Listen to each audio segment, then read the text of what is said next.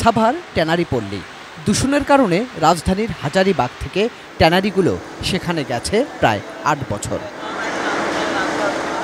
কিন্তু ট্যানারি পল্লীকে পুরোপুরি পরিবেশ বান্ধব করা যায়নি এখনও। পুরোদমে কাজ করছে না কেন্দ্রীয় বর্জ্য শোধনাগারও, তাই করা যাচ্ছে না পুরোপুরি দূষণমুক্ত। আরেকদিকে নিশ্চিত করা যায়নি শ্রমিকদের কর্মপরিবেশও, যে কারণে ট্যানারিগুলো পাচ্ছে না মান সনদ প্রদানকারী আন্তর্জাতিক সংস্থা LWGর স্বীকৃতি। তাই দেশের প্রক্রিয়াজাত চামড়া ইউরোপের বদলে চীনের বাজারে কম দামে বিক্রি করতে হচ্ছে। এটা একটা চাইনিজ সিন্ডিকেটের মাধ্যমে আপনার এই আমাদের যে চামড়ার ব্যবসাটা বাজার নিয়ন্ত্রণ করছে। আমরা চাই যে আসলে এই চাইনিজ সিন্ডিকেট ভেঙে দেওয়া, কারণ দেখা যাচ্ছে যে ৮ থেকে 10টি চাইনিজ লোক আপনার এখানে সাভারে থেকে এই চামড়ার ব্যবসাটা আপনার কন্ট্রোল করছে। আমি মনে করি এটা একটা মাফিয়া চক্র। এটা আসলে তারা একটা চক্র, তারা একটা সিন্ডিকেট করে আপনার দেখা যাচ্ছে আমাকে একটা অর্ডার দিচ্ছে, সেই অর্ডারটা আবার সে করছে যে আমাকে ড্রপ করে দিচ্ছে, আমার এই অর্ডার ক্যান্সেল করে দিচ্ছে, সে আবার সেকেন্ড চয়েস আরেকজনে সেটা কম দামে আমাকে অফার করছে। এই যে সিন্ডিকেট চাইনিজদের দৌরত্বের কারণে, চাইনিজ বায়ারদের দৌরত্বের কারণে কিন্তু আসলে প্রত্যেকটি ট্যানারি আপনার লসের সম্মুখীন, এবং শুধু ব্যবসা পরিচালনার জন্য আপনার এবং যাতে ক্লাসিফাইড না হয় তার কারণে কিন্তু লস দিয়ে তারা ব্যবসা করছে। আমি মনে করি যে আসলে চাইনিজ যে বায়ারগুলো এখানে বছর পর বছর থাকে, তারা কিভাবে থাকে, কোন ভিসাতে থাকে, এটা দেখা উচিত। কারণ এইভাবে একটা আপনার সেক্টর চলতে পারে না যে চাইনিজ ৮-১০টা বায়ারের জিম্মিতে আপনার পড়ে গিয়েছে লেদার সেক্টর। আমি মনে করি যে এইখান থেকে উত্তরণের কিভাবে আপনার সহায়তা করা যায়, সরকারের এটা দেখা উচিত। কম দামে কিনে নিয়ে ওখানে ফিনিশ করে মানে $2 $3 মানে বিক্রি করছে। যে মাননীয় প্রাইম মিনিস্টার বলেন না মাঝে মধ্যে যে আমাদের চামড়া দিয়ে তারা ফিনিশ করে বাইরে বেশি দামে বিক্রি করছে, দে আর আর্নিং মানি। আমরা বঞ্চিত। আমরা যাতে বঞ্চিত না হই, আমাদের একমাত্র রাস্তা হচ্ছে যে মানে আমাদের কমপ্লায়েন্সগুলি যদ্দূর সম্ভব করে যাওয়া, এবং এর জন্যে সরকারের কাছে এগেন আমি বলতে চাইবো আমাদের সব টার্মে লোন দিতে হবে। হাজারীবাগের জমিগুলি বা তাড়াতাড়ি, যত তাড়াতাড়ি রাজ্য জয়েন্ট ভেঞ্চার করে আমাদের সঙ্গে, তাহলে আমাদের জন্য মানে একটা প্লাস পয়েন্ট হবে।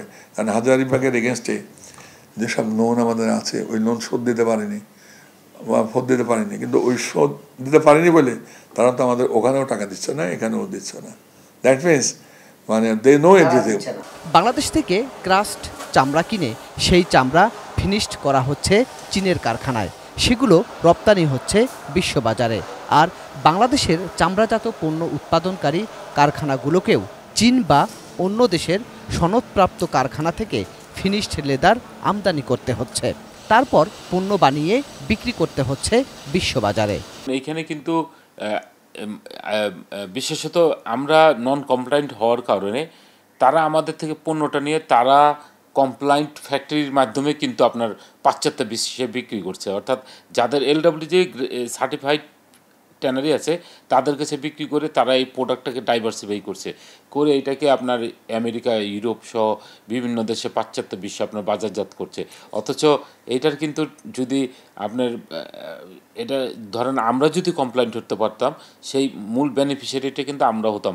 রাষ্ট্র কিন্তু আজকে $1 বিলিয়ন হারাতে হতো না। আজকে যে প্রফিটটার এই চাইনিজ সিন্ডিকেট নিয়ে যাচ্ছে, সেই প্রফিটটা কিন্তু আমাদের দেশের মানুষ এটা উপকৃত হতো।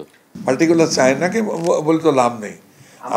আমাকে কমপ্লায়েন্স হতে হবে, আমাকে কমপ্লায়েন্স হতে হলে আমার যদি সাফিসিয়েন্ট ফান্ড থাকে অ্যাট লো রেট, আমি মানে আমার 4টা লোক যদি এমপ্লয় করি, মানে ঠিক মতো মানে সুপারভিশন করি, তাহলে কিন্তু আমি কমপ্লায়েন্স হয়ে যাবো।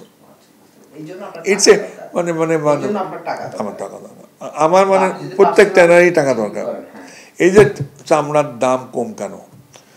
চামড়া তো কেউ টাকা পায় না, শুধু মানে বাবা যে আগের বারের ঈদের যেটা আছে এটা রিনিউ করে, যেটুকু শোধ দিয়েছে এইটুকু পাবে, আর বাকিটা পাবে না। তাহলে কি আমি বলতে পারি যে অর্থের কারণে, মেজর অর্থের কারণে, টাকার কারণে কর্মপরিবেশ নিশ্চিত করতে পারছে না ট্যানারি মালিকরা? হ্যাঁ, you can tell it.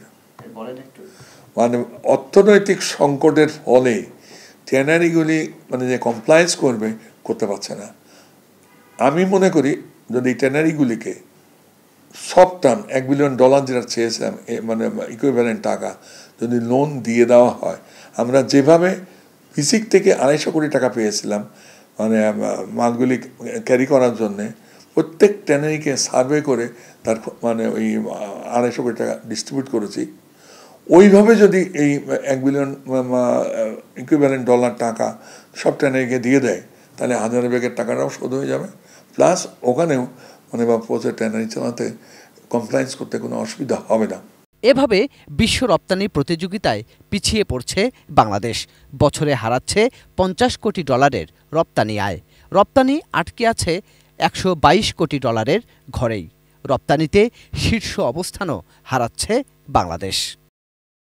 Golam Quader রবু, ATN news, Dhaka.